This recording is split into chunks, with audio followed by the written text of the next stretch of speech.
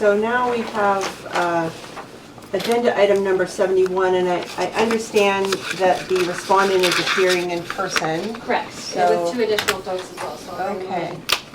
Are you ready for Are they that? representing? Wow. Would we normally, That's up to the, Yeah, that is up to your decision on whether or not you want. We have the superintendent and then another board member. I guess if he waives confidential, I'll make him. Yes, It's up to Mr. Levy, you, but I can mean, sit it's his here, and then if you confidentiality. guys could take seats back here. Good morning, gentlemen. I'm Amber Hollister, Chair of the Commission. Hi. Welcome. So I understand, Mr. Loving, that you have invited 2 guests with you today. I have. And so I just want to make it clear on the record that you're waiving confidentiality to the extent that they are here in the room. Yes. Okay. All right. So we're going to go ahead and proceed with agenda item number 71, involving respondent Don Loving. The way that we will proceed is I will invite our staff to provide a summary of their staff report. And after that report's given, we'll go ahead and invite the commissioners to ask any questions of staff. After that point, you'll be provided 3 minutes to provide any comments that you have about this matter. We have to limit timing just due to the length of our agenda.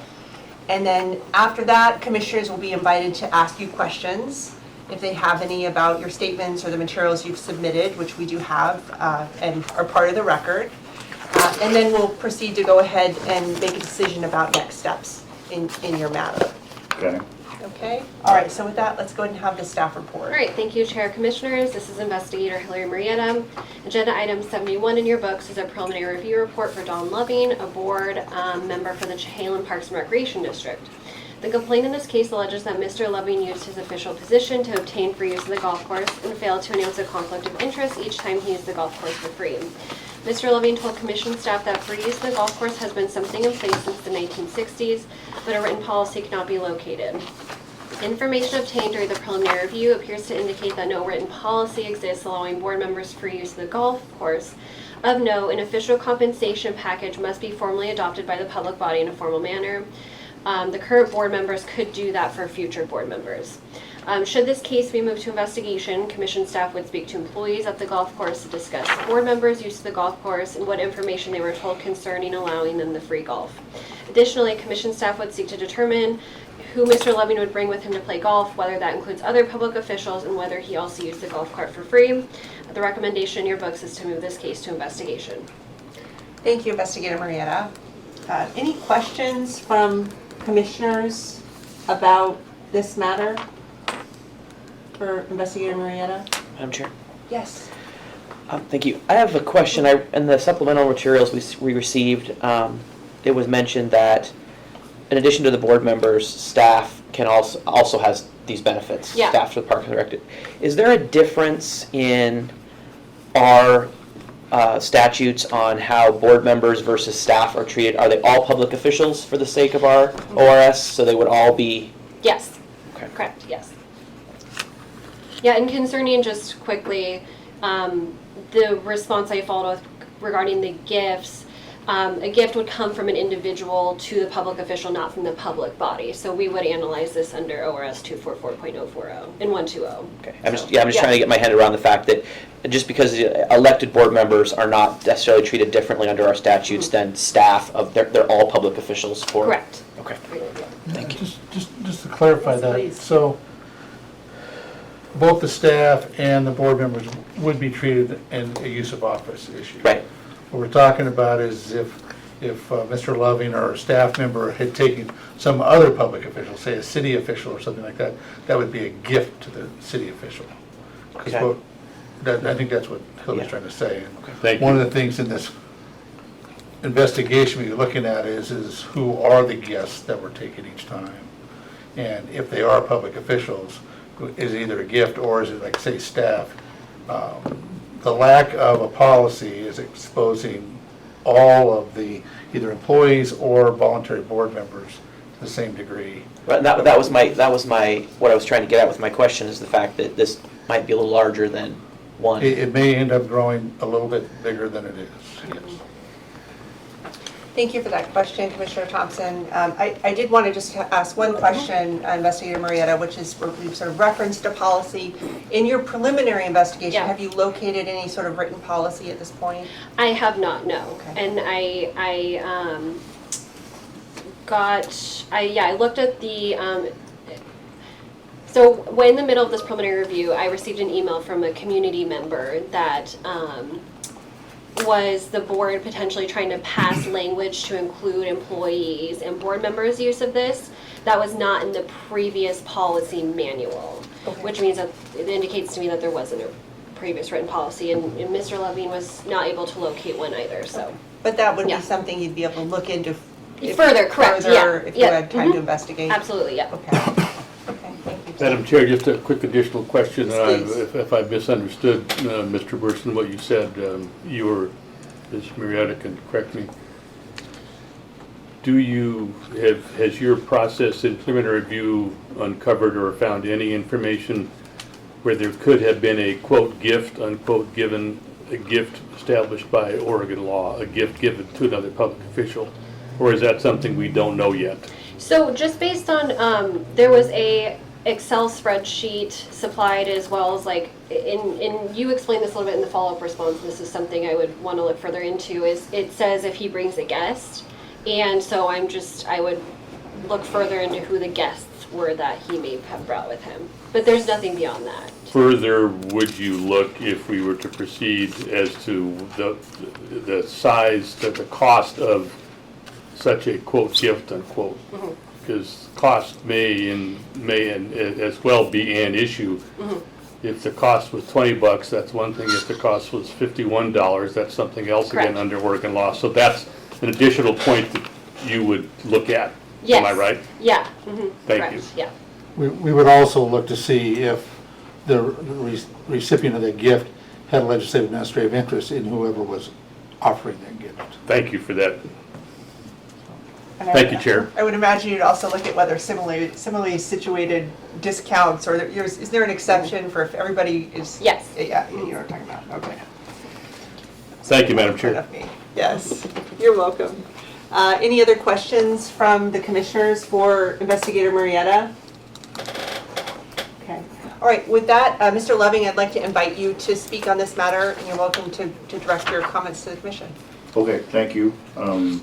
So I guess the thing that's most frustrating is this thought that I use my position the way that it's couched in such pejorative ways.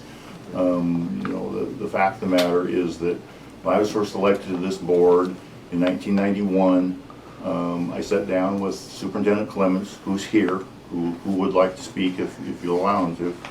And it's what we would call onboarding today. It was an orientation thing. I newly elected, I didn't know anything. And he went over some things, and at one point he sort of chuckled. He said, "Let me talk to you about compensation." He said, "I got good news and bad news for you." He said, "Bad news is, in theory, you get a $6 a month stipend, but you don't really get that. It goes to the foundation. The board members don't really receive that." He said, "But you do get to use the fee facilities for free." Now at that point it was only a swimming pool. And so I didn't say, "Are you sure about that?" I didn't say, "Can you give me that in writing?" I didn't say, 32 years from now, is that going to be good if I'm in front of the Ethics Commission? I said, "Okay, whatever." And for 31 years and 9 months, this is it's been the policy. Whether we can find it written or not by the original board of directors, I don't know, but that's been the policy. The other thing I guess that's frustrating is it's implied that this is just me. Every single board member that I've served with has had a swimming pass to the pool or has used the golf course. I mean, that's just been the way things are.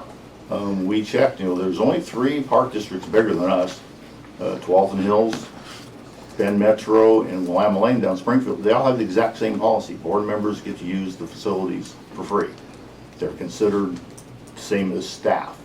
Every park and rec district does this. I happen to know that if you are on the TriMet board of directors, you get a free universal bus pass. Same thing with LTD. I mean, So but, I didn't, go do anything. I didn't do anything overtly, covertly. Mr. Wiley claimed that I bragged about free golf in a meeting. I mentioned it, very matter of fact. I mentioned it in lots of meetings. It was just, it wasn't a big deal. And it's been, going on since before I was on the board. Mr. Clements will tell you that when he was hired in 1985, the board that hired him told him that, board members and employees get to use, at that point it was only the pool, for free. When we built the golf course, we just, Mr. Clements administratively, we never talked about it on the board. Mr. Clements just, administratively, moved that, the golf course would be included in that same policy. And I'm using the word policy because that's what it was understood by everybody to be. It was only when this thing came up that we went and looked and nobody could find anything written down. But I guess I would maintain that at some point, if you've been doing something for at least 40 years, it's a policy. But I did not do, I wouldn't do anything on the sly or covertly or anything. I was just following what I understood to be the accepted Park District policy. I don't deny that I played golf and didn't pay. No guests, my guests were never city official, mostly friends of mine. My friends do not play for free. There is an established guest rate at the golf course. If a staff member or a board member brings a guest, then there's a guest rate that's less than the published rate. My guests have every single time have paid that guest rate. They've never played for free. And if they go to the course and I'm not there, they pay the regular rate. They don't get the guest rate if I'm not there. So that's really all I have to say. Thank you for those comments. I appreciate that, and I do want to say that I think that our task as a commission is to sort of closely examine the ethics rules and think through how they apply to a particular set of facts.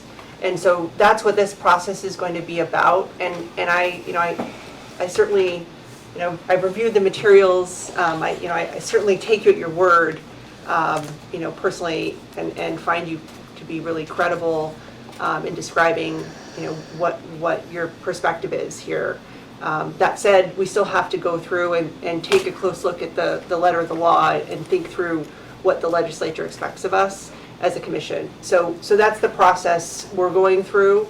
And in my mind, two things can be true. Everything you said can be true, and yet if it doesn't sort of meet the requirements of the law, then we still might have an obligation to find one way or another. So I just want to sort of state that, because I can understand how frustrating it is to feel like this is a commonly understood policy that's been there for 40 years, and why are we talking about it? And why just me? Sure. So I appreciate that you've invited folks to attend today. It's not our practice to invite testimony during our commission meetings. And I looked at the materials that you submitted, and you did a really nice job of sharing information with us. And I think you can, if this matter moves to investigation, I would invite the folks here with you today to submit any kinds of additional statements they feel are relevant to the facts. But at this point, I'm going to have to just limit it to your statement. So thank you for your understanding on that. It's your ballgame. Yeah. Are there any questions from the commissioners for Mr. Leving? Yes, Commissioner Lindsay. Thank you, Chair Hollister. Yeah, Mr. Loving, and just I hear your point. I appreciate your candor. I support what Chair Hollister says, that this is very much the preliminary stage, and the purpose of this meeting today is to determine whether or not we proceed with an investigation. Considering your comments, I'm of the position that I think it would be helpful to you and all involved that this be buttoned up carefully, precisely with the investigation, and reduced to writing so that everything is clean and clear. And so I appreciate your candor, and just letting the other commissioners know that that's where I'm standing. That's what my position is today. I think it would be help everybody involved to I guess, get to the bottom of it and reduce it to writing. So that's where I'm at. I'm prepared to make a motion whenever, if the commissioners have no further questions. Thank you, Commissioner Lindsay. Commissioner Fiscum? Madam Chair, thank you, and thank you, Commissioner Lindsay, for that comment. I appreciate it. I come at this with some mixed emotions for at least two reasons. One is, as is sometimes the case for us on the commission, complaints end up attempting to insert us into what could or might otherwise be a local issue with political connotations in an area, including even political connotations that might bear on an upcoming election. That's always frustrating for me, and if for no other reason, I feel better having said that. Secondly, I think that I'm sympathetic with Mr. Loving for being the poster child for this issue, which I think is well beyond only him relative to others in the organizations he cited, as well as even potentially beyond that to in Oregon, based on my own background. You're surprised I can remember 40, 50 years ago at colleges and universities in this state about access to facilities for faculty and staff. So I think the issues can get, as our executive said, a lot bigger.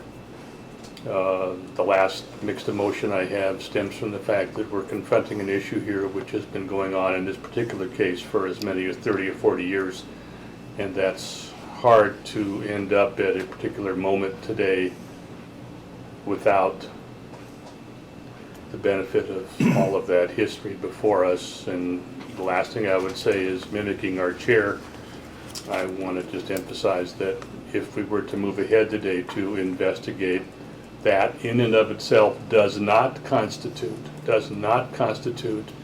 a decision that there has been an ethical violation.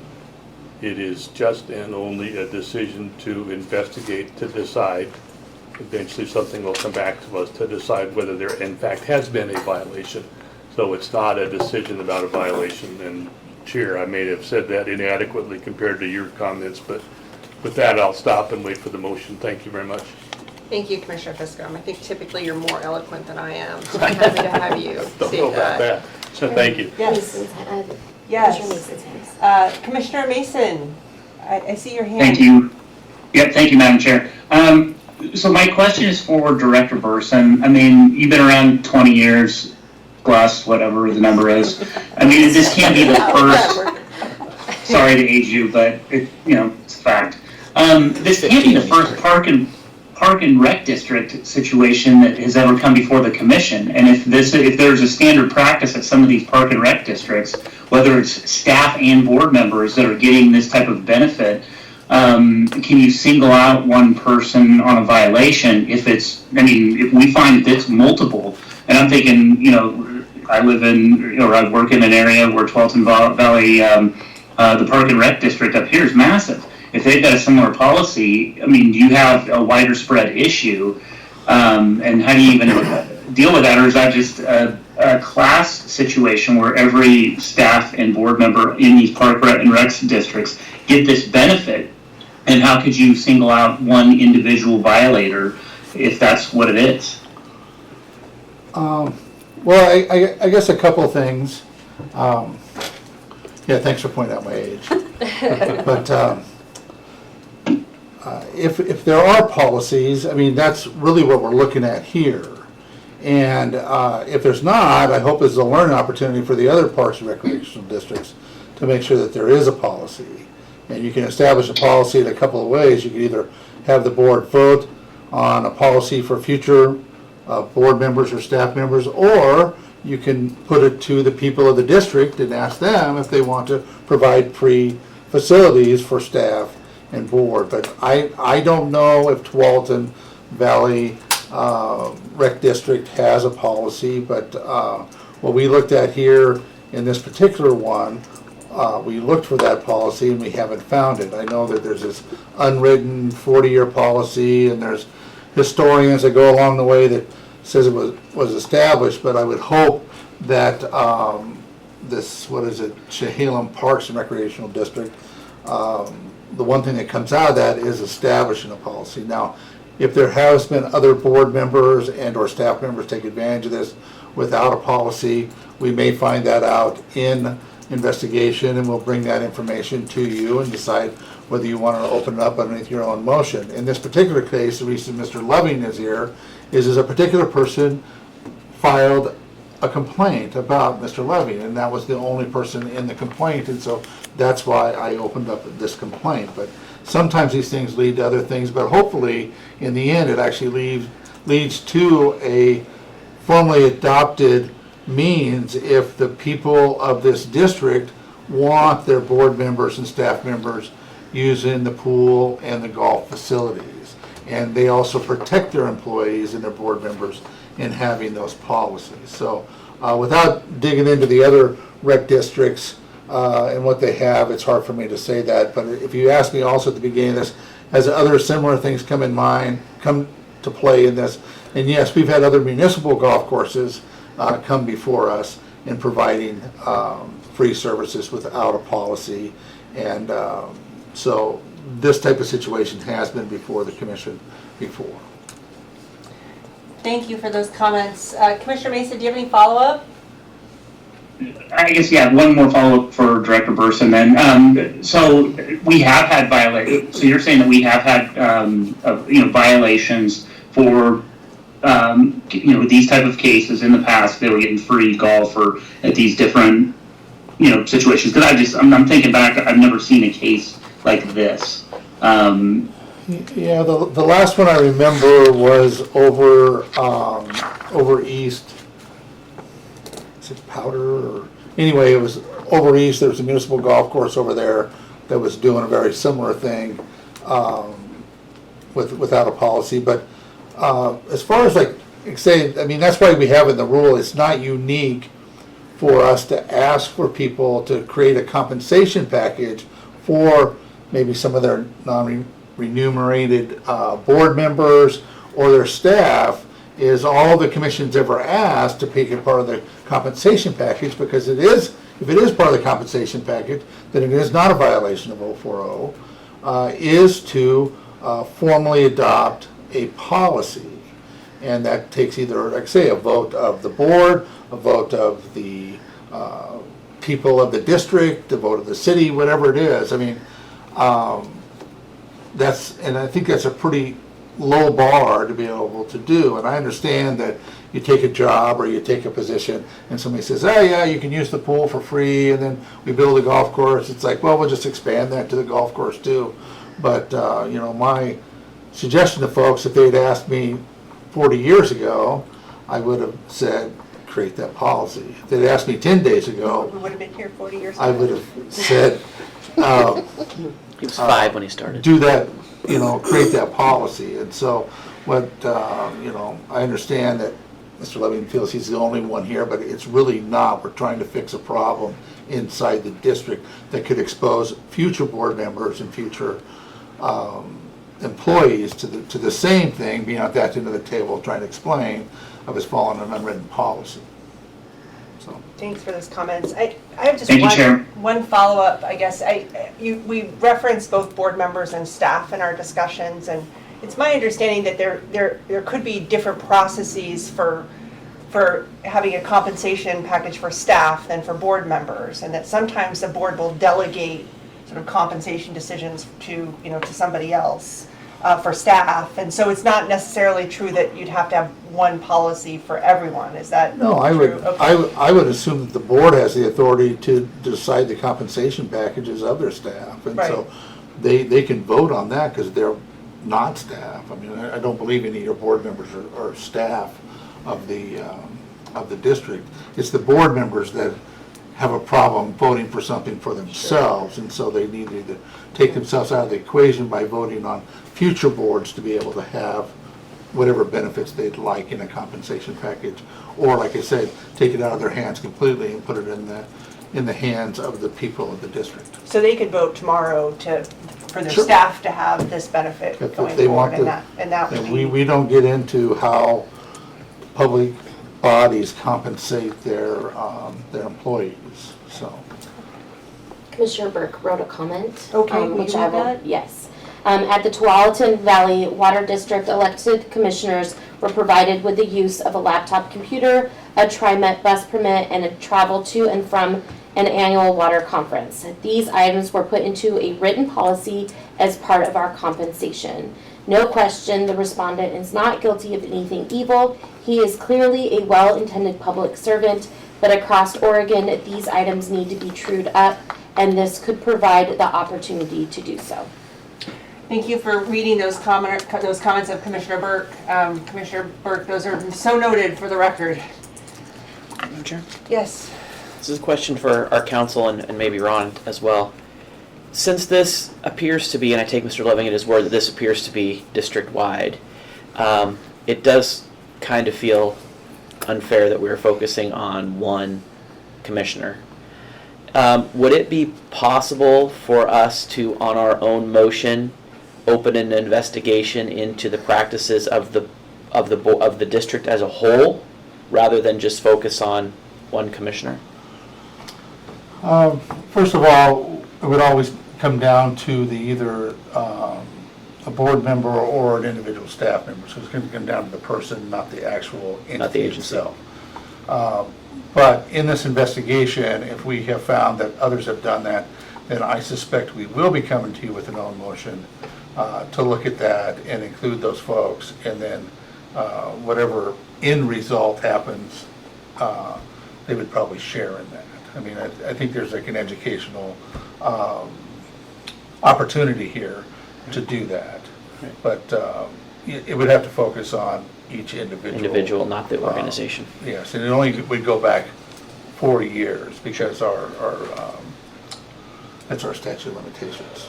Yes. So it wouldn't go back to the 90s like Mr.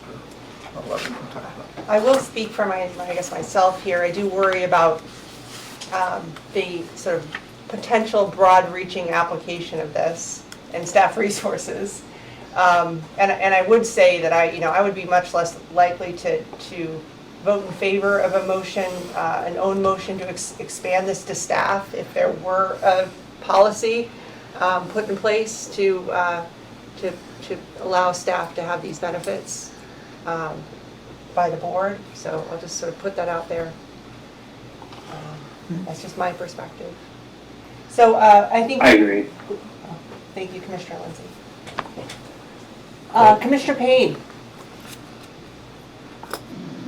So I just have a question, and I'm trying to look this up, but it says in the materials that there was no official compensation policy approved by the board, and I'm hearing that there was this long-standing sort of custom in place since the 60s, and I'm somebody who practices Section 1983 law, and I'm thinking sort of that there cities and local governments can have these sort of official custom and practices in place that can constitute official policies. And so I'm wondering if it has to be something that is actually approved by a board at some point, or whether a custom and policy that has been in place for so long can actually be an official policy of the district, or whether the statute actually requires that it be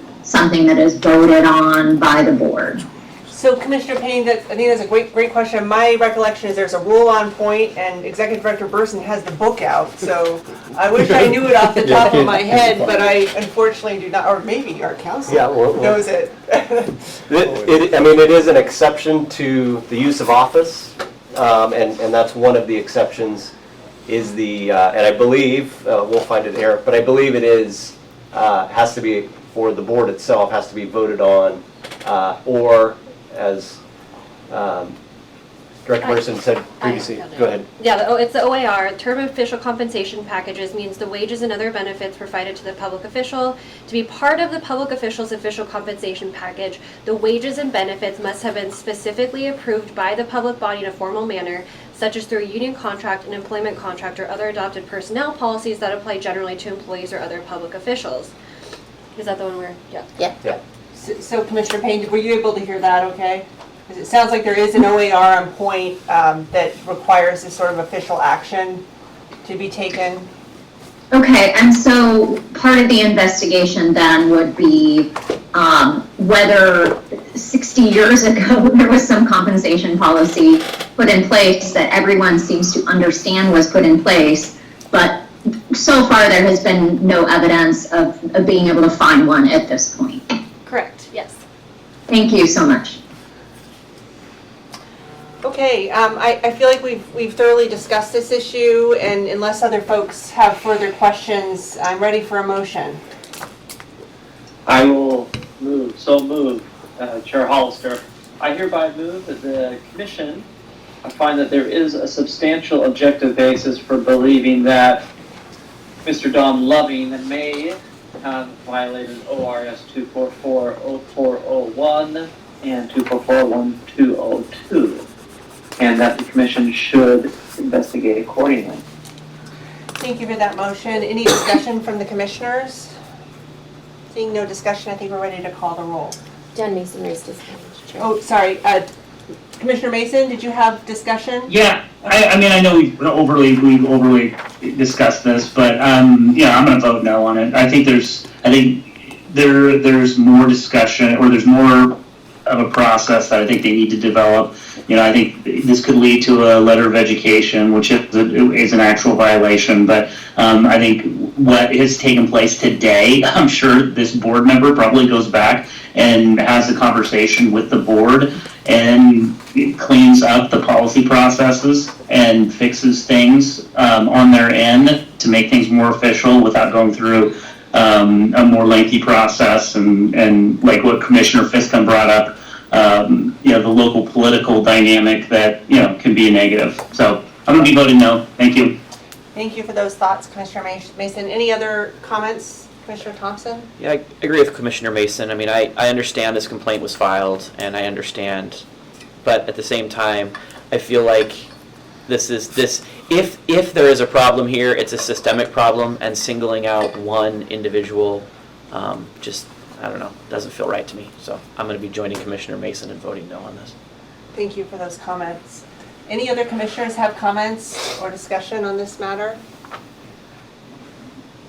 Okay, I think we're ready to go ahead and call the roll. Commissioner Mason, Nay. Commissioner Fiscum, Nay. Commissioner Lindsay, Aye. Commissioner Burke, thumbs down, Commissioner Thompson, Nay. Commissioner McCauley, Nay. Commissioner Payne, Aye. Commissioner, Chair Hollister. Aye. Motion fails. Okay, thank you for that. So at this point, the motion has failed. Unless we have a motion to proceed, this matter is sort of administratively dismissed. And I don't know if that's the right way to describe it. So I'm not seeing anyone suggesting a further motion, so I think this matter's been closed, and thank you for joining us today. Okay, I appreciate it. I think the board will, you know, move to fix this. I was not reelected, you know, in large part because of the allegation, so I'm no longer on the board. Okay. Well, thank you for your candor today and for taking the time to come and speak with us. All right, And thank you. I will just say for the folks that are still on the board, or to the extent that you know them, the staff is really terrific at providing training and guidance, and I would encourage you to take advantage of that. Yeah, and our staff is still looking for the